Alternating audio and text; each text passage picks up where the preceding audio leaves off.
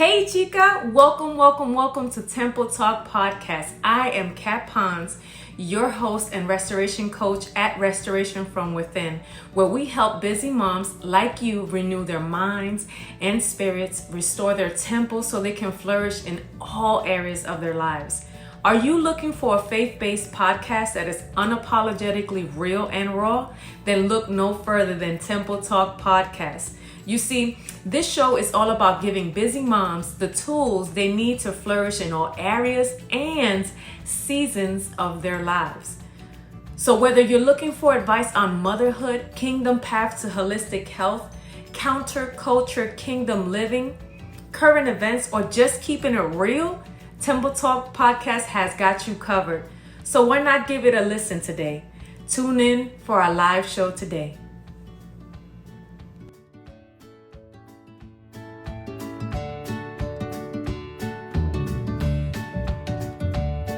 So this is my keyhole garden that I built using wood that was repurposed from a tree house that somebody took down, one of our clients, and they gave us the wood. And so in the center is a compost bin. Then on each side I planted 6 sweet corns on each side. And once they get about this big, I'll plant some green beans. I've also got sunflowers around the edge. And the beans will use the corn to trellis, and because the stalks are sturdy. And then I'll plant squash around the outside and let them kind of fill in and become a natural mulch. And so that's called Three Sisters planting. It's something that originated with the Native Americans, and then also some African tribes do it as well. You can actually do 5 sisters planting and add the sunflowers and some other plants as well. Amaranth is one. But we're sticking kind of with the 3 sisters for now and see how it goes. But we have sweet corn planted. I'm thinking to do black beans, lima beans, and I love black traditional beans. pole green beans, yeah. Yes. And then over here, I've got bush green beans planted in this right here. Oh, this tall yes. thing, because they'll come out over the side. And then on the back side where it's mostly shadow, and it doesn't require as much light, I have some Merlot lettuce. And then nasturtiums in the top, which are a type of edible flower. Awesome. So that's there. And So then the ultimate goal is maximizing space and minimizing waste. Yes.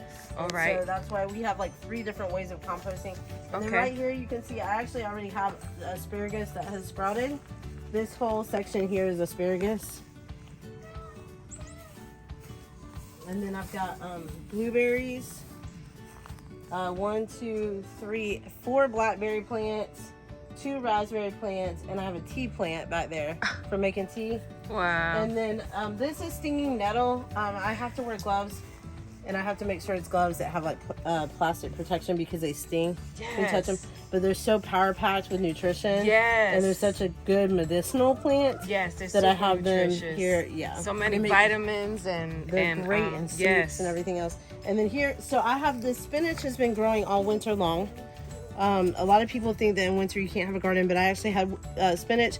That broccoli there has been there all winter.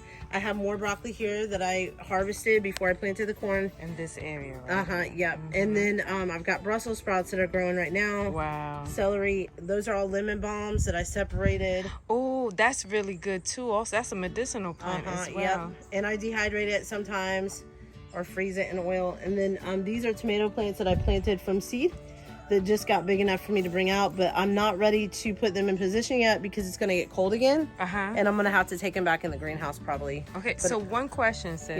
Yeah. So as far as you have here, you maximize everything here, right? And and everything's repurposed.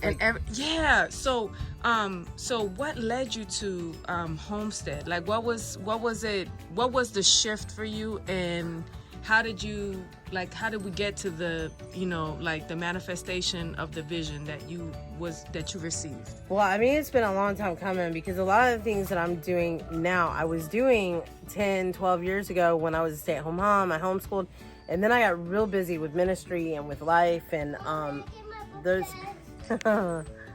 with Titi, go ahead. And in those moments, some of this took a back burner, and plus I went through a crisis in my marriage, and so the yard kind of became a place where I just didn't have the strength or the energy to deal with all that. And as God began to restore all of that, he began to reawaken a lot of the things that I had done before. Wow. And then at the same time, I was watching what was going on with the quarantine, with COVID. I was watching what was happening politically. And Holy Spirit just began to tell me, start getting things together. And so we started doing that. And then he started reminding me, because I'm a commissioned house prophet, that one of my responsibilities is to equip the body.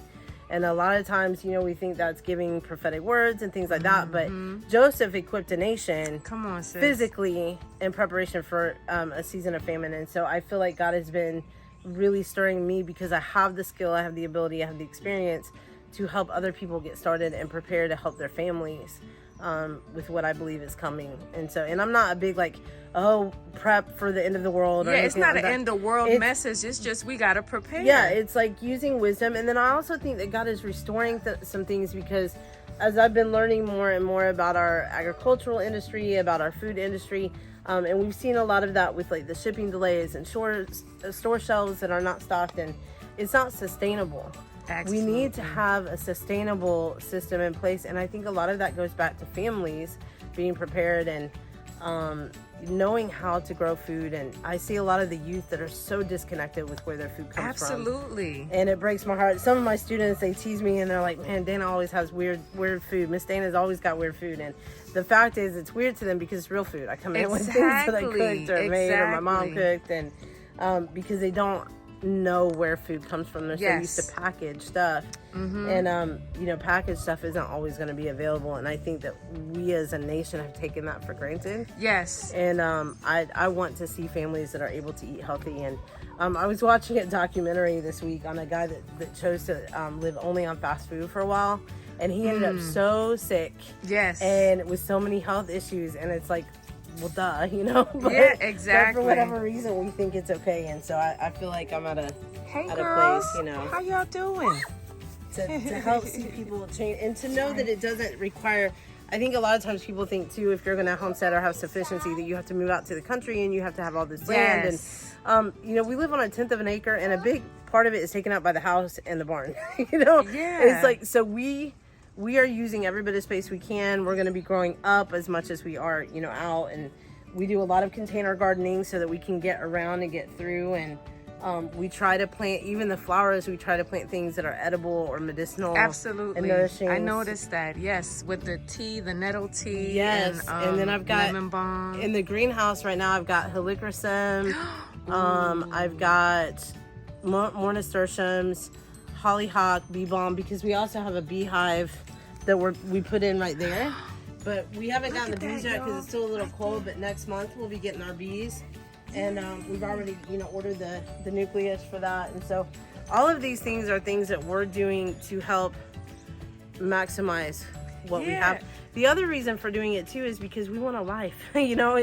Sometimes it feels like we're working all the time just to meet our needs. And, we want to be able to have as much provision as we have here, so we're not having to spend the money, and we have more time to rest, and not be lazy, but to enjoy being a family, and not working all the time. Exactly. I wanted to touch on the restoration process that God brought through this whole homesteading, urban homesteading that He has led you on this path with. It's not just you; it's your family as well. No, it's my family. Yeah. So when I think it was like 3 years ago, I actually did a video. I have a video somewhere of it, but about 3 years ago, I walked out here. It was a pretty nice morning, and I was just so heartbroken because we used to have everything, landscaped and beautiful, and there was just all this trash and stuff because we had just used it as a whatever I didn't know what to do with, we threw it back here, and it was just, we were in crisis mode, and so it was all about survival. You can go in with Gabriel and Isaac if you want. They're in there. Isaac has Legos, just so you know. Go tell him. Mom said. Well, he's running. Anyway, so I walked out here and, I saw this mess, and the Lord that day, He told me, and I recorded the word that He was that the restoration and redemption that was coming to my family, that this space would be an outward sign of what He had done on the inside. And so now when I sit out here and I look around and I see, it's like, this is a fulfillment of a promise that God had for me. And this is just the start of it. It's not even like I'm realizing it's not even the full shebang. It's just, this is just the first step. And He's teaching us a lot. He's training us. He's equipping us. And then in turn, we're able to take what little bit we have and equip and train others. And I just really believe he's doing something special with this that I don't. Isaac just came out to look at me with the glare eyes, like what? Anyway. So I wanted to touch on the business name and the meaning behind the business name, because that's what has led to this, right? You did it out of a hobby, and then God came in and he was like, no, girl, this what you going, this is part of what you're going to do in this season, and this is for you and your family. So what's the meaning behind the name that you Urban Roots? Yeah. Okay. So the urban, obviously, because we're in the city, again, because I really felt like it was important for people to understand they could start where they are. I have seen people that are doing self-sufficiency and working to homestead in apartments, and so a lot of times when people say, well, I have to wait till I have land, or I have to wait until, that's not true. You do have to get strategic, and you have to get creative with how you do it, but there is a way. Where there is a will, there is a way, and God will show you how to do it. I have seen people turn their entire balconies in their apartments into a food forest, right outside their door. I've seen people that have raised quail and rabbits inside, because you can, if you can have pets, then you might be able to do that. And quail and rabbits are so easy to take care of. They're so quiet. Of course, you would have to, if you're in an apartment, take them somewhere to have them processed. Even right here, I don't know that we have processed our own before, but I'm not sure that we'll do it here, because we're right, I don't want my neighbors freaking out. So, so we do have a couple places that we can go. And then we also, my son hunts, so we have deer that we've gotten before. Yes. That's one of the healthiest meals. I learned that when I was in Grand Forks, North Dakota, and it was really rich and flavorful. I had deer jerky. I was like, can I have some more, please? Good chicken and deer venison are two things that I can without having to worry about a lot of fat issues, because sometimes the fat can be a problem with some things. But yeah, so the urban part was because we're in the city. We wanted people to understand you can do this. You don't have to buy land outside the city in order to start moving towards self-sufficiency. Absolutely. Now, you're obviously going to be able to do more in the city or outside the city, but you can start where you are, and then the other part was the roost, because we started with the chickens. That was kind of like the funny, weird thing. And, there's this thing called chicken math that we always say, we go to get 2 and we come back with 6, and so we started with the chickens, and we just fell in love with the whole process. We didn't hatch our first, the adults that we have, we didn't hatch out, but we have a friend of ours that hatched them out, and so we were able to get what we wanted. And then ever since then, every bird and chicken and quail we've hatched out ourselves. So we've saved the money for that, and then also been able to enjoy the process of raising them. And it's a lot cheaper. When we calculated the cost, I was watching a nerdy math with the the Cornish cross chickens, and it ended up being like $1.31 a pound to raise them, and even with the cost of feed and all that. And it's like, we know what they're eating, we know how healthy they are, which is worth important. It's worth it for the cost per pound with the feed, because we know that it's healthier for us. We know where they've been, what they're doing. They're antibiotic free. We don't use antibiotics. Awesome. There are a few times where we've had to treat things and we use natural methods. Oregano oil has been extremely effective with some things, and then putting it in the water, and also ACV apple cider vinegar with the mother. Come on, yes. All of that are things that we use that have helped keep our chickens really healthy. And my mom one day, she did a comparison of a store-bought egg and one of our eggs, and our egg was like 3 or 4 shades darker, orangey yellow than the store-bought, which is a sign of the healthy. It's more nutritious.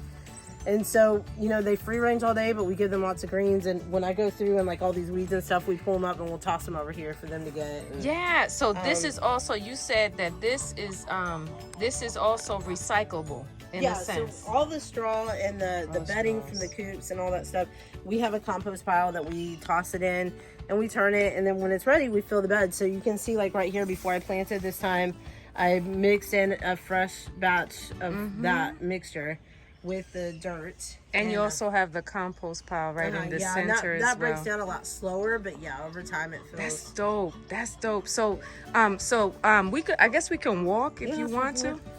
And so walk on the other side to see some of the other stuff? Absolutely. So one thing that we noticed last year that we had a big issue with was flies. Yeah. So what I started doing now was collecting carnivorous plants I had 2 Venus flytraps that I got last year, but apparently the chickens like to eat Venus flytraps too. Okay. So I had to replace them this year. Watch out, Cleo.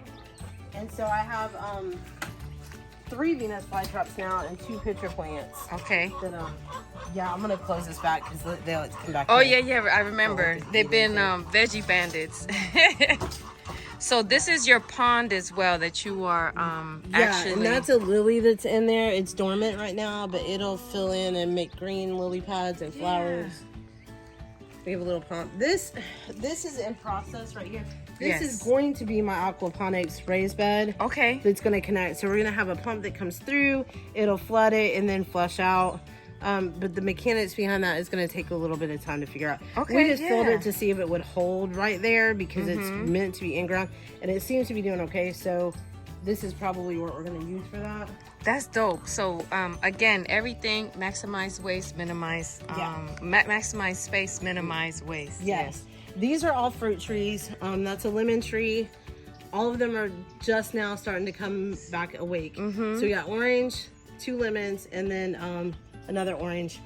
And the chickens can't have citrus, so they naturally stay away from it. Oh, that's so dope. It's one of the things that I can leave out there and not have to worry about because they won't mess with it. Yeah. So I don't have to worry about them eating it. So that allows me to use this space for other things that they do like that I need to keep separate. So what services do you provide for the community, sis? I mean, you know, I know, but I want you to share what you've equipped me. I just took the canning class, so let's start off there because you mentioned, you know, canning. Yes. And I would love for you to dispel the myths of, oh, it's hard, it's difficult. It doesn't have to be. Okay, let's and talk about that. It doesn't have to be scary. So we have the canning classes that kind of take you through the equipment, how to use it, what you need, different ways to can, because a lot of times we think we just have to do a pressure canner and we don't. There's other ways to can.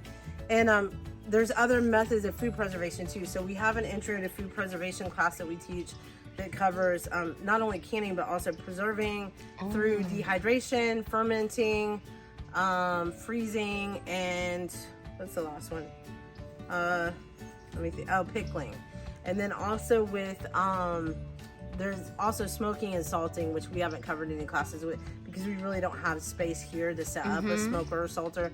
But if we did, we would teach that too, but we really don't. So most of our canning classes we teach on site at somebody's house that hosts them, only because my kitchen is pretty small, and so we want to be able to maximize you know, the space to do that. So canning it and food preservation is definitely something we do. Garden consulting. I have in the past built gardens and maintained them. I have 2 clients right now that I do that for. It's a lot of work, and I work full-time as a teacher. I'm also a children's pastor, so I have a lot going on. So I'm leaning more towards the consulting side of things and helping people. And I think what people need from me most right now is not the labor, it's the knowledge. Yes. And so that's kind of so that's kind of like what the knowledge and experience is kind of what I'm putting out there. And I actually have a spring mentorship that's starting on April 1st. Yes. It'll be 3 months where I consult with you, I come alongside of you, I look at your space and figure out how we can maximize what we can do for that 3 months. And then I'm there, you know, to come alongside and help you. And then I'll have a summer session and a fall session because here in this zone, you can plant year round if you know what to plant. Yeah, so, that's the beauty of being here. Yeah. So how can they reach you, sis, if they wanted to register for any of your classes? So go to urbanhomestead.com and go to the book now or bookings page. And also you could do the contact us page if you have questions and reach out to me there. Yeah, and you're also on the social media platforms. I know you do a lot of YouTubing and and YouTube, IG, right? Urban Homestead as well, and then Instagram, Facebook. Those are kind of the 3. We have a TikTok too, but it's Sunshine and Shenanigans. So Okay. Oh, okay. We haven't put a whole lot on there because it's with me and my mom, and she had she took a fall and fractured her collarbone in 3 places and had to have steel plates put in there and all that. So she's been recovering, but now that she's getting back on her feet, the shenanigans will start again. I know she's ready. I know she's ready. She's she's spicy. I love her. She played no games, and she also she's part of this journey with you as well. Yeah, she lives here with us. Yeah, Awesome. And she's a retired nurse, so I tease her because anytime there's skilled medical and issues, equipped. any of the medical issues with the animals, you know, she's the one. Awesome. Mom, this is your domain. If they need like At one point they ended up with what did she call it? It's like chicken pox for chickens, which is hilarious to me. Yeah. Poultry pox or something like that. Anyway, and one of the chickens, her eye had a blister on the eye, and she ended up partially blind. And her sight is recovering, though, we noticed this week. But it had to be like drained and all that. And I was like, Mom, this is you. This is for you. So that's the importance of community. You know what I'm saying? Of course, yeah. That's since you've been here, like, how has your community changed? You know, like as far as homesteading. Not really a lot, because for many years we were part of homeschooling groups. Okay. And a lot of the ones that we homeschooled with, I didn't do like strictly Christian groups, even though we love the Lord and we're. Yeah. But the Lord had told us at that time to be a light. And so one of the groups that I was part of, there was a lot of other like-minded people with more of the natural bent, you know. Yeah, I got call them you. my hippie friends. Just because Listen, it's me funny. too. So, like, this, how we gonna friends. learn? Yeah. And so a lot of that community I'm still in contact with, and in fact, one of them told me this morning that she just started following my YouTube channel. So that's dope, isn't yeah, it? and she moved inland because she did want land, and so she moved in, and so we've had some of those connections through the years. But I think in this season, what has changed is now being able to impart it into other people that are coming that haven't started their journey yet or just recently started. Yeah. And being able to support Hand-hold them. them. Yeah, that's on me right here. Yeah, and support them in that. And I mean, we lived in this house for 20 years, but we definitely didn't have the whole homestead thing going on. Yeah. Even though there were bits and pieces of it and the resources were there and different things.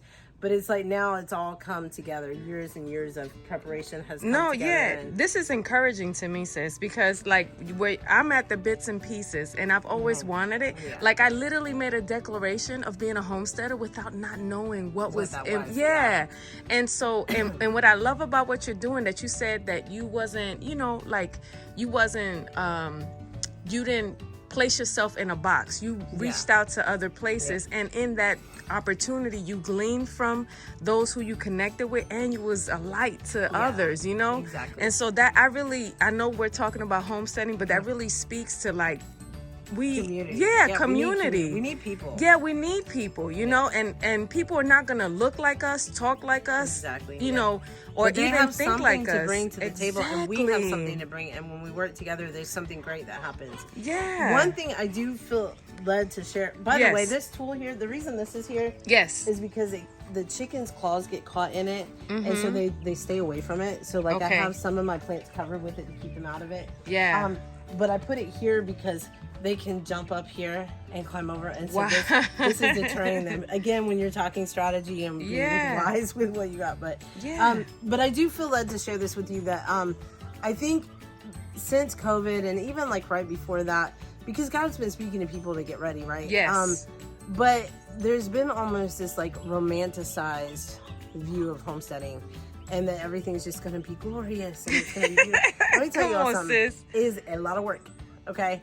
And because I work full time, a lot of it is maintenance through the week, and then when I'm home on the weekend, it's work. You know, it's cleaning out coops, cleaning out hutches, keeping everything tidy, having systems in place to maintain everything. Absolutely. And it doesn't matter if it's pouring down rain, you got to come out and let them out and feed them. You know, it doesn't matter if it's snowing, you got to come out. And it's not as much of an issue here, but you still, if you're homesteading anywhere else, it is. And so jumping into that, even as an urban homesteader, you have to recognize, listen, you have a responsibility. You are taking on the care of these animals. You are taking on the care of the garden. You know, these are all living things that require attention to take care of them. And so you can't just say, I don't feel like it. And, you know, it requires a lot of work. And putting systems in place is a challenge, you know, and especially when you're working with a family and, you know, you got responsibilities and different things. And, you know, it's messy. It's not something, if you want a pristine, you know, landscape, don't get chickens, because if you notice, we have no grass, you know? Every once in a while where the straw is, we'll toss some grass seed, and then as it comes up, you know, they eat it. But it's something that, you know, you're not going to have a beautiful place, but it is beautiful in its own way. Exactly, you know? And I can sit out here and just enjoy this space, but it's not what some people would enjoy. But because I understand what the purpose of my space is, I enjoy it because I see fruit from a lot of labor when I stand out here and I look around. And so I think not just my labor, but my kids, they help dig out the pond because they got the muscles. Yeah, the muscles, yeah. And then, and a lot of the knowledge that I bring, they don't have, but they have a lot of the strength that I need. My son with his hunting skills, I don't know how to hunt like he does. And so he brings his own mix, even though he doesn't live here now. And because he'll be 21 this year. Wow. And so he's done getting his own life. Help me, Lord. Yes, Isaac. Yeah. Go for it. Yeah. Thank you so much. I appreciate it. So I like that you said that it requires work, it requires discipline, it requires another level of you to show up. And sacrifice, because you have to invest. Like, some of this stuff required that, I had to look on the marketplace on Facebook. I had to look on Craigslist. I had to watch for friends. Example, okay, when you look at the pond, one of the things that I needed was the underlayment, because there's a lot of roots there. We dug up a tree that was here, and so we needed to put layers of carpet under there. Oh, I remember you posted that. And so I posted on Facebook, hey, are any of my friends pulling out their carpet anytime soon? If you are, I'd love to get it. Well, do you know that same day, there was a couple in our church that had just mentioned to my best friend, who was in the office at the time, they were getting ready to pull up their carpet and didn't know what to do with all of it or where to take it. And so, Holy Spirit navigated that to where I had a need, and he brought the person, and it didn't cost me anything other than being willing to go pick it up. Now, that was a lot of work. We had to go pick it up, load it up, bring it back, unload it. Then we had to go through and pull out the pieces we couldn't use, and all the little wood things. I ended up cutting my foot, so there's like sacrifice in it too. But look, now I have a pond to put my tilapia in. Yeah. And I have a pond that's eventually going to transition to an aquaponics setup. Yeah. And so all of that required a little bit of effort. Most of the cages that we have and the hutches that we have, the rabbit hutch was given to us. We didn't pay for that. The big one over there. Okay, because yeah. Somebody had bought a house in our neighborhood and they needed to get rid of it, and I saw it on Facebook and I went and I got it. Yes. And that was hard getting in. We had to lift it over the fence. That was a mission, huh? And then with the keyhole garden, that wood, my husband had to do 2 loads from James Island to get it because they were big pieces. But then it didn't cost us anything except for the screws and the pipe strap to build it. And raised beds, if y'all don't know, they're several $100s if you do them right. I tried to price one, and they were especially one that big. So for me to be able to do that with less than $30, I mean, it was like it was a good thing, Yes. And so that's a big part of it too, is being resourceful, using what you have. All of this fencing and stuff was things that we collected as people were taking things down. We also had a community garden for a while that we had maintained in a neighboring community, and then they decided to put a party there. So instead of just letting everything go to waste, I went and collected a lot of that. So the gates and the fencing and all that, the arches, all of that is repurposed stuff. We had leftover hardwood cloth from the roll that we needed for the quail hutch. Yeah. So that's what I used to put right there, because the chickens they can fit through there, and so I kept finding them over here on this side. So I had to put the hardwood cloth with water to keep them out of it, and because they knew there was green stuff over here, Yeah. But so we just, we do what we can and make the most of what we have and use resources wisely. And there are some things we've had to invest in, because it was necessary. You can't do it without it. We needed a pond liner. Yes. That wasn't something I could use repurpose. I really needed a new one because of the nature of what it is. Yeah. All the rocks, though, we already had here. See, that's dope. See, so I just want to thank you, sis, for the opportunity to have me here in your house, because I do not take it lightly. And also having the audience come in and being of such great encouragement. But you went a step further, and that's what I appreciate about you, is that, like God said it, and you was like, all right, I don't know how this looks, but I'm gonna do it. Yeah, I'm saying yes. And because of that, like, I know I took your canning class, and there was at least 3 families. So it was, it was 3 to 4 families, but it was a group of 6-7 people, and there was 3 families. I can imagine what's going to happen here in the near future. And so again, how can we reach you so you can help us? Because you also do video consulting as well. Yes. And also locally here in the Charleston area and surrounding areas as well. Yeah, and I'll be doing also some arts workshops, because my background is actually as an artist. Yes, please speak to that. I teach art full-time for the school that I work at, Before that, I had my own art studio, and I've sold my art. I've had commission work sold. For a couple years, thank you. For a couple years, I was president of the North Charleston Artists Guild. But then COVID hit and things got crazy for me, and so I stepped down from that and handed it off. But art has always been something I'm very passionate about.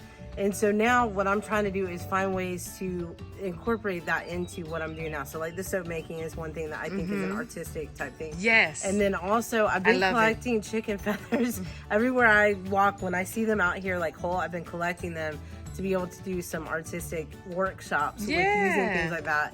Doing things with sticks, I was thinking yesterday too that I want to do a workshop with altered bottles, because I do those, but with sunflowers and use the class money as an offering for Ukraine. And so I have ideas of things to do that, and all of that is on the website at urbanhomestead.com. The art workshops aren't posted on there yet, but they are going to be on there. And then I have a garden workshop that's coming up in June that is on there, and so you can take a look at that. And I mean, and if you want to request a class, I mean, I'm totally open to doing classes.